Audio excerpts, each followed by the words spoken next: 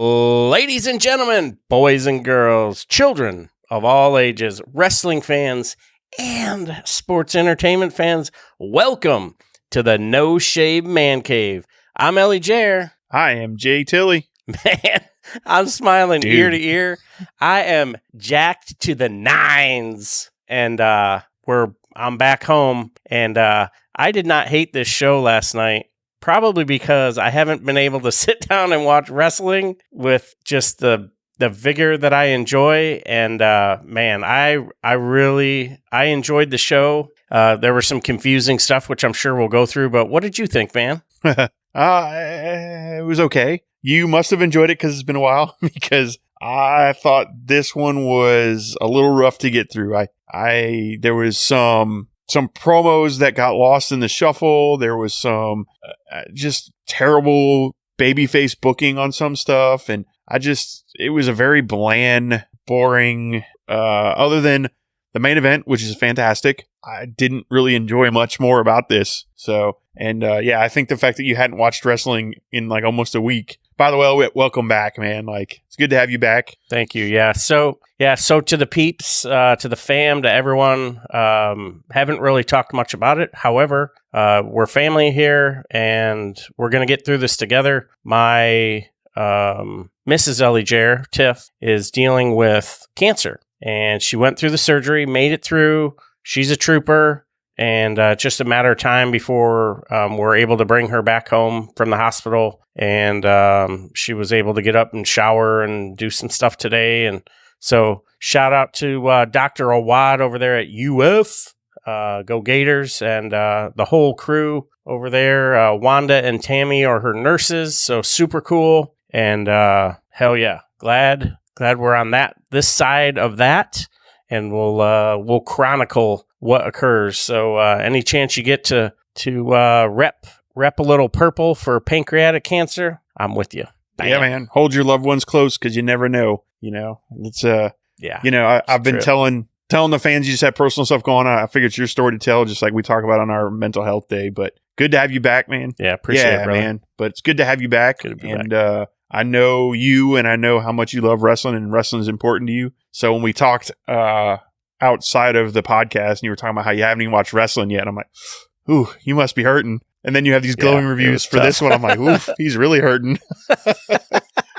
It wasn't the Monday after WrestleMania. That's true. If that's the bar we're using, that is 100% accurate.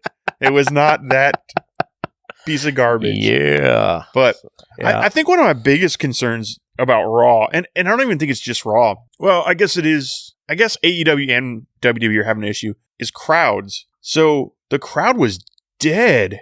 Even like the promos and stuff with Becky and all that, it was just quiet. You got a little bit of a what chant, and that was about it. Even the Cody promo, even the whoa wasn't as loud as it was. And then you look at that, and then you look at kind of what AEW is going through right now with not selling ticket sales, not having ticket sales. And it's like, what's going on with North America wrestling and fans? Like, because I know, and you know, from when we looked at going to Raw here, those tickets aren't cheap. And to just go and kind of sit there quiet and almost look bored is a little like, what's going on? And they got up and got loud and were standing on their feet during the main event. But it's KO and Sammy and Gunther and Ludwig. Of course it's going to be a good match. But you also had Chad Gable and Eric, which was decent. You had the Bronson Reed Ricochet match, which was fantastic, and silence. Oof, dude, that was the awesome. Cody Miz match, a little loud in the beginning, and then it kind of fell off. So it's just, and I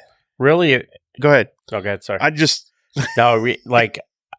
thought at the beginning when Rhea came out, they were into it. They were feeling it. The title got presented. Dominic grabbed the mic, and it was pretty loud. I was like, okay, we're gonna be good. And the only other time that there was any like significant volume was when they were singing Seth Rollins' song. And it wasn't that they were loud. It was just everybody was participating. So annoying. And yeah, and that's what cut the Gable Eric match, because that was supposed to go like 3 more minutes or something. But so they had to get all their stuff in quick and send it home. So that was, but yeah, that title, when they presented Rhea with her new title, I was like, okay, All right, I like it. And congratulations to the NBA champion Denver Nuggets. They got their custom championship title today, which is the old WWE one. So we'll see if, down the road, if they give them an option, hey, do you want the world title or the undisputed? So, but I like the title. The design has kind of grown on me, but you are spot on. Like, usually the woe in Cody's portion, it's live, it's loud, and I don't know, man, you're spot on though. There's something is there something in the water in the concessions? They put melatonin or something in everybody's it's bizarre. And and Cody cut a Cody promo and they got a little loud and we got some reactions from that and the Miz stuff, but the Becky promo I thought was interesting because I almost think that's why she was stumbling on her words, because they were quiet and she was kind of waiting for a reaction on stuff and not getting it. And then she kind of got all tongue-tied and lost where she was going, which is not something she does. Usually she's on it. She's good. She knows what she's talking about and is good at delivering those lines. Now, could it be that at the last minute they gave her a different script? Yeah, that could be it too. I don't know. But definitely was interesting. And she lost her way in that promo. And then Zoe Starks kind of lost her way in that promo. And then the promo didn't make much sense anywhere about, the most powerful person is the champion, but that's not true. It's the one who holds. No, the most powerful person is still the champion. Like, you've just got to beat the champion. So, yeah, I just thought this Raw was kind of, it was okay. The in-ring action from The Miz and Cody, I thought was decent. I'm not as high on The Miz as you are. I think he's, to take some words from MJF, very mid. I don't think he's great, but Cody can pull a good match out of anybody. And so I enjoyed that match. And then the whole thing with Dominic, that dude, the booze that man gets. And I know we're totally going out of order here, but I'm trying to remember it as we're talking about it. I liked when he comes to the ring and he grabs the belt like he owned it. Like, whoa, I won the belt. Oh, wait, no, this is yours. And he puts it around. And then I also like the mommy chants. The she's my mommy. I was like, oh, no. She is so over. Yeah, that was crazy. And, there was a part in there, we were talking about the Becky Lynch promo. So she gets a little tongue-tied. She talks about how she's frustrated. That's why she's tongue-tied. Zoe tries to contribute, but she isn't that strong on the mic, maybe, or maybe I was just being too critical. And then all of a sudden you get Sonya and Chelsea come out, and you look in the background, and the match is ending, and Zoe is standing. She's on a ladder. And I was like, were you there the whole time? And it just, and I started laughing. And my brother Clint is here from Arizona, huge Cardinals fan. We broke the news to him. Arizona's probably going to have the worst record in the NFL. And I'm sitting there laughing. He's like, what's so funny? I was like, well, I'm sure a little bit later on you'll get a good Kevin Owens and Sami Zayn promo, and Kevin will lose it, or he'll say something about, your finger, it's literally right in my face. It's very distracting. And sure enough, Kevin pulls a Kevin, and that piece of business I thought was awesome. But Chelsea Green, she played a good part in the show. The match got the job done, and I'm really, really interested in both of the Money in the Bank matches. And something I read yesterday about this year's Money in the Bank. This is the first time in the history of the Money in the Bank where there wasn't a participant who has previously won the world title. So this is like the epitome of what we've been talking about, like make someone through, the Royal Rumble and through Money in the Bank. And I'm really excited. I think one of the outliers or the longest odds is probably Butch. I think the superstar with the greatest odds, me personally, I would say LA Knight, but I think based on the trend could absolutely be Damian Priest. See, I think LA Knight, because I think they're going to put Priest in a program with Gunther just because of the little interaction they had. Now, I think Gunther's going to do probably a program with Riddle first, but I could see Priest coming, not getting Money in the Bank, and then maybe going after that Intercontinental title down the road. Just the way they kind of looked at each other coming out, and he kind of hesitated. And I think we're on the verge of a face turn for Priest. And I think so. Really? Now I'm I'll pay a lot more attention. You haven't really watched, so. Did you watch last Monday? Yeah. So like I did, but I was like semi distracted because we were, doing the final prep for surgery and everything. And I watched it, and I guess I just saw like the heat between Finn and Damian. That's right. We reviewed it, so I know you watched it. Yeah. And then you have, now all of a sudden you have Damian Priest is in Money in the Bank. You have Dominic going against Cody Rhodes and Finn Balor against Rollins for the World Championship. And what version are we going to get? So you're probably going to get the Demon. And I think for the most part, minus one time, he's lost every time he's brought out the Demon. So I don't know, what. Which is crazy because he was undefeated as the Demon in NXT, and then they brought him to the main roster, and Vince's like, nah, whatever. We're just going to squash that. But yeah, because he's doing the babyface things like, I'm going to go out there by myself. I'm going to shake Rollins' hand when I'm done. So I think and I think they're going to end up kicking him out of the Judgment Day, and they're going to bring JD McDonough in because you had that little promo with them Monday night. And then now you've set him up to be a good guy to go against the bad guy, Gunther, or,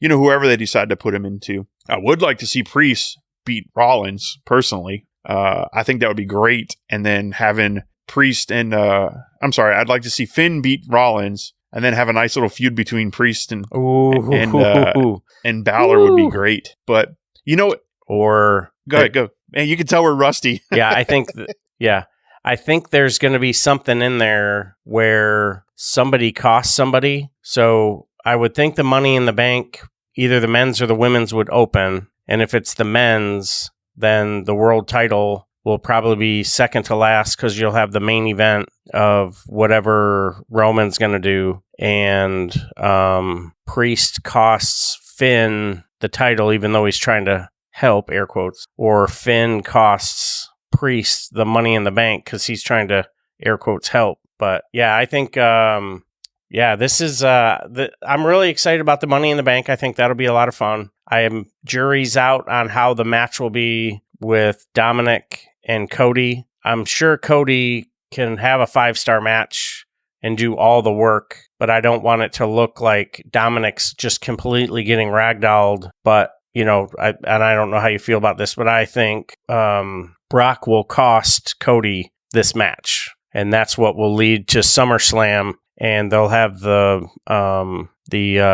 freaking rumor is a bull rope match. Yeah. Cowbell match or something. So What'd you bull call rope it? match? Yeah. Bull rope. There we go. Cowbell. They're just going to ring the cowbells. Saturday Night Live skit. I need more cowbell. I could see it going that way. The other thing I could see is Rhea getting involved, and then you got Brandy Rhodes coming out. So it could go two different ways here. Because I thought about the Brock Lesnar thing. Okay. But I think you get Rhea getting involved, and then Brandy comes out, and this ain't open night, my bitch, and then gets involved and kind of set up a little program down the road. Because I don't know what Brock's status is right now, because he's kind of the part-timer. But speaking of Rhea, so everybody in the Judgment Day has a match at Money in the Bank, except for the one person in the Judgment Day that's a champion, which is Rhea. And I'm just like, really? And the other thing that caught my eye, and just, I don't know, man, it just goes into the whole thing about how they just don't know how to book women or treat women the same as men, is Triple H does this big, massive presenting of the belt to Seth, and this big, massive presenting of the belt to Roman, and then they have Pierce do the women, which is fine, but he's not a big a star as Triple H, who everybody knows is the booker and the guy in charge-ish. So, like, already you're demeaning them with, it's not as important for me to come out there, it's just the women. I was like, that's kind of crappy, man. And it bothers me because you look at stuff like Stardom, where these women are just killing themselves and doing great stuff, and the women, when they're on TV, and whether it's AEW or WWE, seem to get very limited time, do their stuff, get out. It's a shame. I just book them like they book the men. Don't look at them as women, just look at them as other wrestlers. Yeah, I didn't even, now that we're sitting there talking about it, it didn't even register. And that's how poorly they've done the new titles when they've had a couple of opportunities after a match to present them with a new championship. And now that you're saying it out loud, not that it's going to demean one title or the other. You have Rhea Ripley, who's the WWE Women's World Champion, and then you have Asuka, who is the WWE Undisputed Women's Champion for their respective shows. But I think I definitely think in hindsight, Tripp should have absolutely presented those titles, because he did it. He did it with the men's titles, and everybody's, they're all champions. So I don't think it should have been exactly. Yeah, so that's a strong point. And I just think it's a shame that she doesn't have a match. Like, she's probably one of the most over women right now, and for her not to have a match at Money in the Bank is just kind of like, wow, why not? Why would you not have her in a match ready to go? Yeah, there's got to be something cooking. I think you'll have, Bianca, Charlotte, and Asuka in a 3-way. And then, I don't know who's a dominant presence, because she squashed Natalya. Zelina is on Fridays. Sonya and Chelsea haven't gotten a win, so they wouldn't be credible. Raquel Rodriguez maybe, but they haven't built her, to be in a story at all. So, that's an interesting one to have a champion, although Roman doesn't defend his title very much, but yeah. Well, and that's what leads me into the thinking they're going to get something with Brandy Rhodes, because we don't have her do anything. She'll come out with Dom, and she'll start interfering. Maybe the whole match she's interfering, because I kind of want Cody to go in and just basically make this a squash, but she keeps interfering, so it's not a squash. And then, you get, Brandy Rhodes just has it up. Maybe she's at ringside and jumps the barrier. I don't know, but I think that'd be the way to go. And why not? That'd be a good way. And it'd probably be a huge pop. And then now you've also got her in there, so we can start building eventually heel Cody.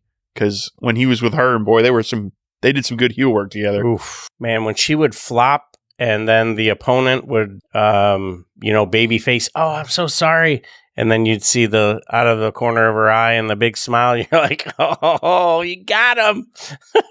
Yeah, there was a classic one where she did that to, I think it was either Kenny Omega and Ibushi and Cody. Yeah, I think it was their 3-way. And she did the flop, and Kenny and Ibushi were like, oh, are you okay? And Cody just jumps out and jumps him, and then she springs up like nothing happened. And they're like, oh, that snake and blah, blah, blah. So, yeah, she does a good heel character for sure. But I think if they want to bring her in right now, I think this would be a way to do it. You could set up a SummerSlam match between, you've got Cody and Brandy versus Rhea and Dom, which would be good, because Rhea would probably be able to carry Brandy a little bit. She's not the greatest in the ring, so she could carry her and make it look good. And then he could do the same thing with Dom, so you'd actually probably have a really good match out of that. Again, if Brock doesn't show up. It'd be a good story. Yeah, if Brock doesn't show up. Yeah, plus it'll be a good story too, because you've got the couple, and Brandy was tired of the interference, and she came to even things out and blah blah blah. So yeah, I think Brandy's kind of small too, isn't she? Kind of petite. Yeah. So it would be whatever. But I think I think that would be a lot of fun. So Rhea throwing her around would be great. Yeah. What'd you think about, and then for some reason Cody can't get to her. Well, that might be like a replay of the Edge Beth Phoenix, but but it does involve Rhea again. I've done this before. I've smashed Hall of Famers. What's Cody's wife? Don't even name her. What's Cody's wife got at anything? Yeah. Dang. What'd you think of the action with the Damian Priest Matt Riddle match? Oh, it was good. I was happy it ended clean too. I thought for sure we were going to get interference or something like that. So, and that leads more into that whole Priest becoming a babyface. But yeah, I thought the ring work was great. Again, like I said, it's a shame the crowd didn't think so, or if they did, they were told to be quiet. I don't know. But yeah, that match was tight, and there was both of them are good workers, so very crisp. I thought it was a good match. What about you? Yeah, I agree. I loved the aerial action that Riddle was putting in. I liked how Priest was sort of protecting his big guy image and staying on the ground, and they got their moves in. And like you, I'm glad it ended clean. And a little bit later when Finn came out, you were like, oh man, this dude has had it. And, before he came out to the ring, he was like, I'm going to go out there and nobody interfere. And then he mean mugs Finn. And I was like, whoo. And then Finn kind of glares at him as he walks away. Yeah. And then Dom and Rhea look over at Finn, you all right? Oh, I've just got a lot on my mind right now. I was like, ooh. So I thought the promo with Finn and Seth was really good because something that the WWE likes to do to us is they like us to forget. But this go around, Seth kept bringing things up about the past and, about shouldering the load, talking about his shoulder. And little later on, he was like, what version of Finn am I going to get? This is the Finn I've wanted to see, since, 2017 or whatever. So, yeah, I think this is going to be, this has a potential, and not just because it's Seth and Finn, but this has the potential to be the match of the night. And it seems like the last few pay-per-views, we've been sitting here going, the tag team match or the women's match or whatever, but this is going to be the match for the world title. And I really believe that they're both going to come out and deliver. So I'm excited to see them mix it up again, and how they're going to build it over the next couple of weeks, I think will be a lot of fun for the WWE universe. So. Yeah, I agree. I even last week he was hitting him with the, you only held the title for less than 24 hours and this and that. And I'm just like, ooh, man, that's dirty because you're the one who injured him. Yeah. So yeah, it'll be too soon. Yeah, too soon, buddy, too soon. But yeah, I agree. It's one of the rare instances where they're flashing back to something and you're like, oh yeah, okay, we're not forgetting about that, storyline that Finn Balor has seemingly forgot for years. And then, oh yeah, wait, hold on now. You have a title now. I'm mad at you for that. Because I want to say they partnered up recently too, like, a year ago or something. So it's just like, whatever. They want us to forget everything between the injury and now. And then a shirt that I need to get my dirty hands on, freaking Cody Rhodes comes out with the new t-shirt of his. It's a flaming American Nightmare logo. It's nice looking. And the only thing that would have made it better is if it would have been somehow like a white flame or some kind of red, white, and blue flame or whatever, because it's the American Nightmare. But I thought that t-shirt was awesome. I hopped on the WWE shop and it wasn't there. I was like, I would have thought they have this on TV because the shirt is available, and I'm gonna have to keep checking back. But yeah, I dug the shirt. I thought that was pretty sharp, and I don't know if the Natalya piece or the promo is what's gonna lead up to Rhea's match at Money in the Bank, or because Natalya comes out and she gives this like sort of open-ended, confused promo about she doesn't know anymore. You're like, yeah, I don't know either. I don't know what you're talking about. And then she just disappears. I'm like, okay, well, you have a good day now. So maybe she gets repackaged, comes back, now she's a heel, and who flips to face to sort of fill that gap. I don't know that it really matters as much because of the storylines and stuff right now for the women's division, but we'll see. We'll see what happens. Maybe she's gonna become heel. I don't know. Yeah, it is weird. And then you get another classic, and we sort of alluded to this a little bit earlier. Another classic, Kevin Owens temper tantrum. Oh man, these are great. Man, it gets better every week, and for me, I haven't been able to sit down and watch wrestling and like really enjoy it. It was just sort of like almost like background. And I'm sitting there with my brother, and he knows like big names and he knows a few other names, but he doesn't know a whole lot. So I basically did the play-by-play and explained, hey, here's what happened with this and here's what happened with that. Like when Dom and Rhea were leaving, Rhea accepted the challenge for Dom, but it was like she was like in between with the mic, or the mic wasn't working or whatever. And then there was another scene, and I was like, yeah, so this was a mistake. And I don't like the term botch, but this was a mistake, probably what was supposed to happen. And, they probably were getting called back because they were starting to run long. And when they run long, that means that the matches get cut short. And then, dude, you get that promo with Finn and Seth, and God knows how long that went over with the fans, singing the song. But so we were going through everything, and when Natalya came on, he was like, "What was that supposed to be?" I was like, "Yeah, she's gonna go find herself and come back repackaged in a different Natalya form, and whatever." And we were both in hysterics. And him knowing nothing about wrestling, we were both in hysterics during the Kevin Owens part. And kudos to the WWE for the bloodline and for letting Kevin Owens and Sami Zayn be as quirky and funny as they are, considering how much experience they have. And I was feeling it. Dig that. You know who the second best moonsault in professional wrestling is? Other than Io Sky and Tiffany Stratton? So Tiffany Stratton is dating Ludwig Kaiser. Oh, I didn't know that.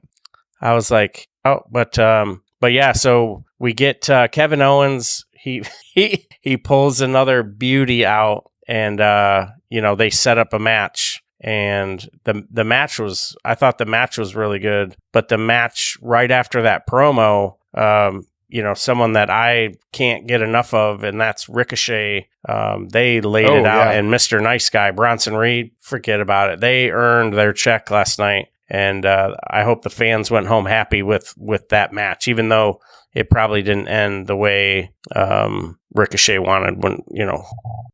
Yeah, and I mean, they didn't sound happy during the match, but I understand what you mean. But what's interesting to me is if we're going to set up a three-way match between them, well, it's not going to be at Money in the Bank, because Money in the Bank, you've got Ricochet and Shinsuke are in it, the Money in the Bank match, and Bronson's not. So is he going to end up coming out and costing those two? He's going to come out and interfere and cost those two and, set up a three-way, and are we going to stretch this out all the way to SummerSlam, or is it going to be like they're just going to blow it off on Raw sometime? But I think it'll be great. I think it'll be a great triple threat when they do it. Big guy versus two small guys is going to be a fun dynamic. And Bronson Reed, is a big dude, but he can fly around a little bit too. And so it'll be interesting to see that match for sure. And I'd like to see Shinsuke win the match, but the ladder match, but I think it's going to be LA Knight personally. Yeah, I like it. I do. I think LA Knight's going to win the Money in the Bank. Oh man, I just hope he doesn't try and cash it in for the IC or the US title. It was brought up on, did I hear it on the bump? I heard it on one of the shows, like, yeah, and if they want to win the Intercontinental or the United States, they can do that too. When I thought originally it was to challenge for the world title, but I mean, whatever title everybody wants to get, I get it. I like the US titles. I think they're really cool. The Intercontinental title, great lineage. Most everybody who's won a lot of, in previous forms, most people who won the Intercontinental title were the next ones to carry the world championship. So, it'll be interesting to see. And, what do you think about with the way the women's Money in the Bank is laid out now? So you have Io Sky, Zelina, Becky, Zoe, and, oh my goodness, I'm drawing a blank. The Hugger. She used to be the Hugger. Bailey. So you have basically Bailey and Io Sky could end up muting each other. Zelina, I don't know how she's going to play in, and then Becky is going to get distracted with Zoe, which with that conversation going on, Zelina ends up winning the Money in the Bank. And you're like, oh, okay, yeah, because you didn't give her backlash moment at home. Now, you're going to give, her a moment at Money in the Bank, and now she's going to carry Money in the Bank around. Or you have Becky win it, who's a European in Europe, the pop that would get. Oh, yeah. So, or Io Sky. God, I think Io Sky wins it. I think it's time for Io. Man, yeah. So now you have. Did you see the? Sorry, go ahead. Did you see the clip I posted on Twitter with Io Sky versus Pentagon Black when he was Pentagon Black in Lucha Underground? I think I saw. Those two beat the hell out of each other. Yeah.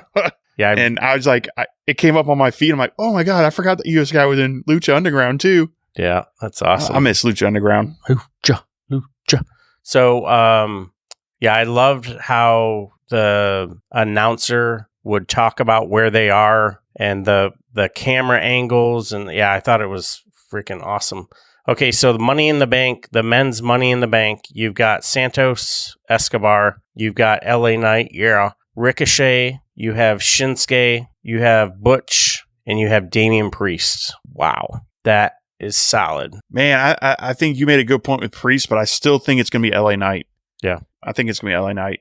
I don't think maybe he comes and challenges Rollins, because if you put him up against Roman, he's not going to win. And everybody knows he's not going to win. So, and you're not going to take Roman's title off him with a surprise cash in. I don't think. Well, yeah, you're not. I know WWE. They're not. You're not going to get at the end of a grueling match, somebody cashes in on Roman. So whoever wins it, I think is going to end up going after Rollins. So that being the thought, probably going to go to Priest then, would be my guess. Yeah, I mean, you figure, do you think the WWE wants to keep the undisputed title on Roman to beat out Hogan's numbers? Because that's like 14 and some change. So this would be basically next year's WrestleMania is, I think he keeps it till next year's WrestleMania. Wow.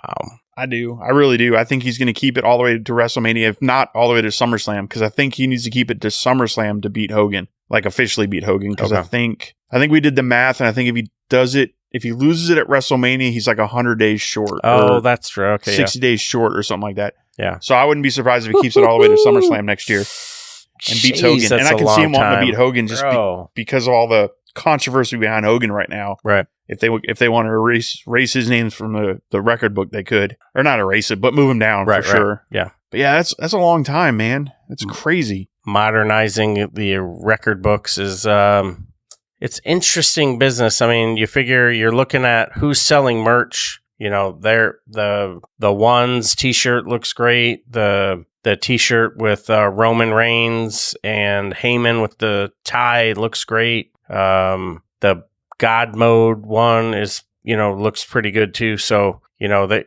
Roman's selling merch, everybody's acknowledging him and just exploding whenever he comes on. That intro is pretty legit. That's pretty good. That's up the, and I recently I've been paying a little more attention to the intros, and, Orange Cassidy's intro, when the first key of his music hits, it goes bonkers. MJF sets the place off. Oh, yeah. I think everybody's just on pins and needles waiting to hear what the Acclaim is going to do. Cody Rhodes, when he comes out, and I'm really, really looking forward to when the New Day come back, because that entrance, Me too. That entrance is a lot of fun. NWA, they don't play music when their wrestlers come to the ring, and the studio recording for Impact is much different. So you don't really get the feel, because there's, maybe 500 people at their recordings, unless they do a pay-per-view and it's, a couple thousand, which, that's the market that they want to be in. So I like what they're doing with the intros, and I'm gauging everything on some of these crowds that we've seen, and maybe it's not fair, but as loud as it was for Backlash, as loud as they can generally get for Dominic Mysterio, and I don't want piped in music, but they've got to do something with some of these crowds where it's, they're just sitting on their hands. I'm not saying like have applause buttons up, or applause lights, like how we have our on air, they'll put applause and you're like, no. So yeah, I mean, not every crowd has to be San Diego for Dynamite, which was on fire, but like, I'd rather see more of those than, the crowds were the Jacksonville. That was another example. Embarrassing. Yeah. Yeah. And especially because we've been to events here and we know we can get loud. I almost want to go to a live WWE event now just to be like, okay, are they telling people to be quiet? Like, we haven't heard rumors about that or anything, but it's just bizarre to me that nobody, like, is it that boring to go to one live that you're just kind of like, this is kind of dull? Yeah. I wonder what we're missing out on besides the commentary. Because like from what I remember, the WWE shows, you get the backstage segments on the screen. So it's not like you're just sitting there waiting as the wrestlers, or superstars are making their way to the ring. But yeah, I'd be kind of bummed out if they're being told, hey, everybody sit on your hands. And I know for a little while they were like no signs, but then they lightened up on it. And, some of the superstars are making a point, Cody specifically, to make sure everybody, he's interacting with as many fans as possible, signing stuff, as much as he can. I thought that was really cool. Couple nights ago that I think it was Trish and Natalia. Natalia was signing stuff ringside. I thought that was pretty cool. And then Cody last night when he was leaving the ring, he signed his belt that he gave that kid as he was walking up. So super cool. And I agree. With some of these crowds, you grab that lightning in a bottle. That the San Diego crowd was live, so awesome, and made that show, which was already going to be a great show, just because of the wrestlers and the card and the sequencing of the matches and everything made so much sense. And so yeah, man. Yeah. They've got to figure out what's causing, and it's not just a WWE problem too, because look at Double or Nothing in Las Vegas, like coming across, watching it on TV, you're like, oh my gosh. And, you used to always talk about the crowd, and I used to always like roll my eyes like, oh, geez, who cares about the crowd? But now that they're being quiet, I'm starting to go, oh, now I understand. Yeah. Like, especially, and it really hit me with Double or Nothing because I'm used to those loud AEW crowds. Crazy so I'm watching crowds. Double or Nothing, which was a good show, and I'm like, I'm not enjoying this as much. What's going on? And then it's like, oh man, the crowd's just not into this. Mm-hmm. They were up for some of it and not the rest. It was just like, wow. So yeah, crowds are a big deal, and they need to make sure that they're doing what they can to keep them loud. But I'm with you. Don't pipe in the sounds. Like, make it organic and true, and it should be on the bookers to book it to where you have an emotional investment, which I think is some of the stuff that WWE is missing, because I can look at the 5 hours of television, not including NXT, that they do on TV, and there is maybe 3-4 superstars or storylines I care about, which is not a lot when you're filling out 5 hours of TV. That's, if they each have 2 segments, that's what, 10 segments, if that. So I just, there's just not a lot of emotional investment in anything really outside of the bloodline. Even the KO and Imperium stuff, I'm not like emotionally invested in the storyline as much as I just love KO and Sammy and their interactions together. Think you're right. Yeah. Yeah, I think you're right. Because they could do that with anybody. Like, you could put the Viking Raiders against them and they're going to make jokes and it's going to be entertaining. The Seth Rollins, Finn Balor, I'm into that. Like, that's good stuff. But that's one of those programs. Yes, it's been going on since he injured his arm, technically, if you wanted to pretend. But realistically, it's something they could have started now, and they could stretch that out for a few months. But I have a feeling it's going to be over at Money in the Bank, and that's going to be it. So we'll see. But I think that's one of the issues, is there's no emotional investment in the characters or what's going on. So you're just watching wrestling to watch wrestling. There's no, I'm cheering for this because it's my local sports team. I'm watching it. You know what it's like? It's like if I were watching a Dolphins game, I'd cheer for the Dolphins. Loud, get upset when they don't win, get excited when they're winning. But if I'm watching the 49ers and the Cardinals, just because you brought them up, I'm going to sit there and watch it, but I'm not cheering because I don't have any ties or emotional investment in it. And that's, I think, that's part of the booking. And then it's a little bit it's mostly booking. If you book it so people care about it, they're going to cheer about it. So, but that's my opinion. My 2 cents worth. Oh, yeah. That's a good point. I mean, like, we're programmed to sit down in front of our TV and watch Monday night, watch Wednesday night. Not programmed for Wednesday as much yet, but I think eventually it will. I'm hoping, fingers crossed, that Saturday becomes that too. But you're looking at 3, 5, 7. You're already 9 hours in if you're watching NXT, AEW, and Monday Night Raw. You watch SmackDown, you're like, all right, I'm into my weekend. And now Saturday, you're like, oof. And it's 9 to 11 or something like that, or 10 to 12. That could be a tough time slot. And I don't really buy into ratings as much because of how I'll watch some stuff on my phone, my laptop, a tablet, whatever. And then I do watch some stuff on my TV, but I really hope that they really, really grab us and just bring it and deliver a solid show and this is a challenge out to the Chicago crowd. Don't just cheer for damn CM Punk. Bring the energy. You're going to be at the maiden voyage of Collision, and bring it and show every other crowd, hey, this is how you deliver energy to AEW Collision, and that will hopefully set the tone. And then Triple H and the boys in the back will be watching and going, well, wait a minute. Challenge accepted. And they show up in, they're in Iowa on Friday and Missouri, I think, on Monday. And they'll go out and hopefully burn the house down and, have a great time. So I'm optimistic. But yeah, a lot of wrestling. Bring those damn crowds, people. You didn't even hit TNA, MLW. Oh man, MLW with their new TV deal. Let's go. Yeah, NWA. Like, there's more wrestling at New Japan, Ring of Honor. Like, there's so much wrestling to consume right now. It's definitely, and it's getting easier and easier to find some of that other stuff. Like, used to be you can only find WWE. You'd have to really tape swap to catch some of the other stuff. Now with all the streaming and everything, you could watch New Japan anytime you want. You can watch Ring of Honor whenever you want. You can find MLW on YouTube. It's got its own YouTube channel. You can watch Stardom. They do a lot of their stuff on YouTube now. It's a little delayed, but you can watch it. So there's plenty of places to watch wrestling. So to make an impact, no pun intended, on a show, I was gonna say to make a collision with the fans, it's gonna have to be big. And Saturday, I think it's 8 to 10 is the official time slot. You're right, though. That's a tough time slot because you're talking the weekend. So people are either out and about or families are doing things. You're going to have college football to contend with. I was going to say, shit, I totally forgot. College football is going to come around.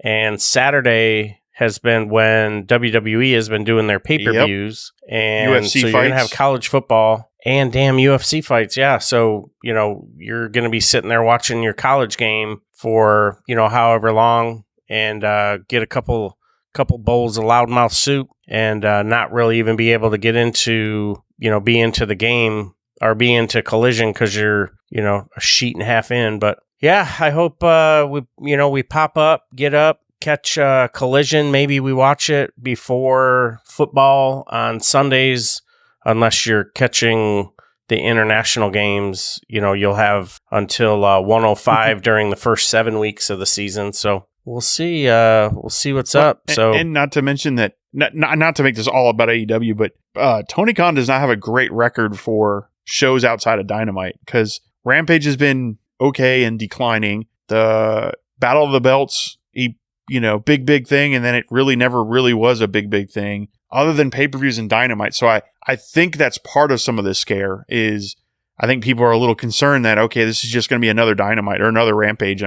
And when I think it needs to be more like another Dynamite. Now, a soft roster split could help that because you're going to see Miro and, Punk and FTR, and you're going to see some of those people that maybe you won't see on Dynamite all the time. However, it's still a new product, and yeah, he needs help for sure. So if Bryan Danielson really is going to start taking some of the booking, I think that's going to help a lot. Yeah, that'll be awesome. And, I don't, when you met him at the River City WrestleCon, I'm not sure if you even, had a minute to even ask him or if he would have any liberties to talk about it. But like you were always talking about, CM Punk has a really great wrestling mind. Bryan Danielson has been there and done that. He has wrestled in front of 50 people, in front of, 50,000 plus. He's getting ready to wrestle in front of 70,000 at All In. So I think he's getting ready to wrestle Okada. Huh. Dude, it's like a wrestling wet dream for me. So we've got a couple of matches of the year contenders. Both of them involve Kenny Omega and Will Ospreay. I just this is going to be a top 5 and, kudos to the bookmakers and everyone for getting their egos out of the way. And I hope the finish is clean, and I almost don't even care who wins because this is going to be one for the ages. Yep. So let's go. Sorry. Back to WWE. We got a couple more minutes. Yeah, so WWE, we continued on. The crowd was kind of bumping around. We had a great segment with Seth Rollins and Finn went a little long, which then hurt the Gable and Eric match. Gable gets the win after a really quick match. Could have been funnier, but we got what we got. And then you see JD McDonough and Finn Balor talking in the background. And this has sort of been playing along for a while. And man, you want to, and I might be looking at this in like a football thought, right? So I want, whatever quarterback on my team. And in return, I know I'm going to have to either give up a quarterback or a big name or something. And nothing against JD McDonough, but Damian Priest is like the golden boy right now. He can do no wrong with the match that he had with Bad Bunny, the work rate that he's been, putting in, the selling that he's been doing. And then you bring in JD McDonough, who was injured. He was on NXT. Nobody really knows him. So it's sort of confusing because you haven't really built up JD McDonough yet. And you have a proven commodity in Damian Priest. And you're like, okay. So I don't know. I don't want to shoot it down, but I think they're really going to have to deliver something pretty significant with the JD McDonough rollout, because that just does not seem like an even trade. Yeah, but I think that's also what's leading into the Damian Priest turning face and leaving the Judgment Day anyway. So it'll be interesting. Yep, I ain't got much more to say to that. And then we get the main event. What a match. And freaking Gunther, man. Those false finishes had my brother like hopping up. And I was like, what was that? He's like, oh, I thought the match was over. I was like, that's a false finish, my friend. So I thought that was a great match. And, the commentary I thought was really good. Kevin Patrick is starting to grow on me a little bit. He was a little slow going. I wanted to get to where I could just cut out Corey Graves. So that was the only voice I heard, but it wouldn't make any sense. But yeah, I thought the match was good. And man, couple of close ones. And Ludwig takes the L and sort of could be a prelude to a program between Kevin Owens and Gunther.